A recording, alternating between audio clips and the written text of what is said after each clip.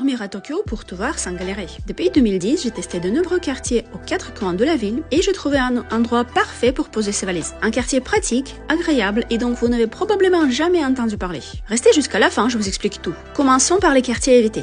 Ne cherchez pas à loger juste à côté de la gare de Tokyo. Oui, le bâtiment est belle, mais l'ambiance autour est un peu froide et ennuyeuse. Et ce n'est pas du tout un centre de vie comme en Europe. Les quartiers les plus vivants à Tokyo sont Shinjuku, Shibuya, Ikebukuro, Ueno, mais ce sont surtout les endroits à visiter, pas forcément à dormir. Bien sûr, si vous restez que 2 ou 3 jours à Tokyo, avec un objectif précis, par exemple acheter des mangas ou du cosplay à Akihabara, faire du shopping haut de gamme à Ginza, ou profiter de soirées, clubs et boutiques à Shinjuku et Roppongi, autant dormir là-bas. Cela vous évitera de perdre du temps dans les transports. Mais si c'est votre premier voyage et que vous restez plus de 4-5 jours et voulez explorer plusieurs zones de Tokyo et ses alentours, il faut choisir un quartier bien connecté pour optimiser vos déplacements. Et j'ai 2 quartiers idéaux pour vous. Premier, Ningyo-cho. Vous n'avez probablement jamais entendu parler. Et pourtant, il est calme, central, agréable, avec plein de petits restos et des hôtels business pratiques et abordables. Avec un accès direct et pas cher depuis les 2 aéroports, une connexion parfaite avec les lignes clés de Tokyo, l'accès direct à l'ancien marché aux poissons Tsukiji et le quartier chez Ginza, quartier manga Akihabara, Roppongi, Ueno avec son Sulise Panda, et bien sûr Shibuya avec son fameux carrefour. Deuxième alternative, tout aussi pratique, Akasaka. Situé entre Roppongi, Aoyama et le palais impérial, Akasaka est bien connecté au réseau métro avec plusieurs lignes. Idéal pour sortir le soir, vie nocturne animée, sans accès, nombreux restaurants, bars et cafés accessibles à pied, avec large choix d'hébergement et une ambiance urbaine locale. Ici, tout est complet. Troisième meilleure option, Asakusa. Même ligne aéroport, accès au temple, logement pour tous les budgets. Sinon, une n'importe quelle station calme sur la ligne Yamanote. Mais les quartiers périphériques sont plutôt à éviter,